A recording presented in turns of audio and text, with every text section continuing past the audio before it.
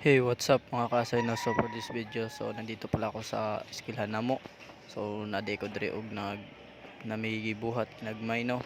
So nagbabasa pala kami diyan ng libro kasi pinapabasa kami ng guro namin. Tas yung isa ko, yan pala pinsan ko. Minsan nagbabasa pero walang nalagay sa kukote, pero okay lang yan. At least aral ng aral. Tas nisipon pa ko niyan. Okay lang yan, kahit may sipon, tumutubod na yung sipon sa ilong ko. Tas kulang na lang gripo para magsalod bitaw sa mandi ay. So andito pala kami sa time ng MAPI.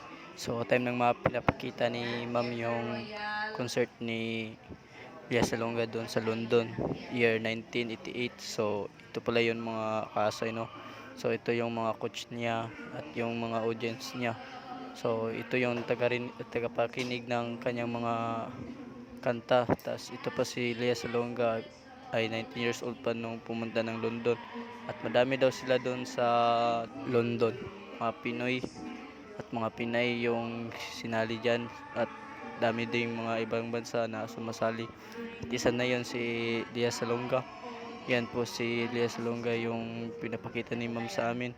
So kunting video lang ko dyan mga kasay, kasi pwede lang naman mag video. So ito pala yung mga klase ko nanood, para nanood ng sine, pero yung iba talagang wala talagang sa mood sa pagpamanood. So ito pala yung kasama ni Lea Salonga na yung kaduuan niya o kadawit niya. So di namin alam kung ano pangalan dahil nakalimutan rin ni ma'am yung pangalan, kaya hindi niya sinabi sa amin.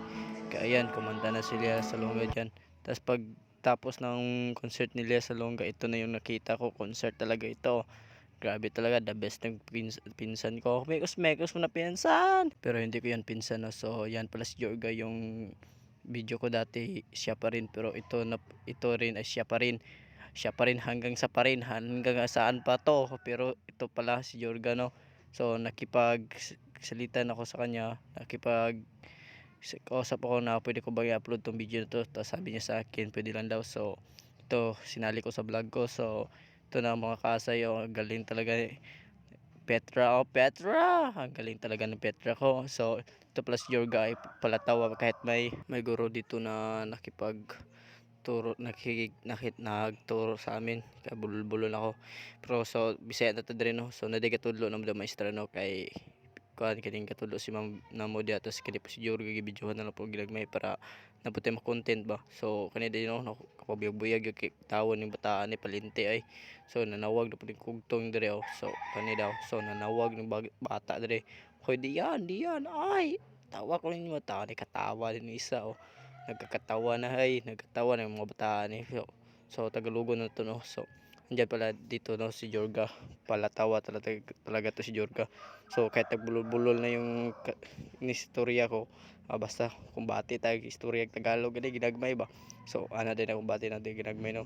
So kana dis Jorga no, katawa na kinadress good.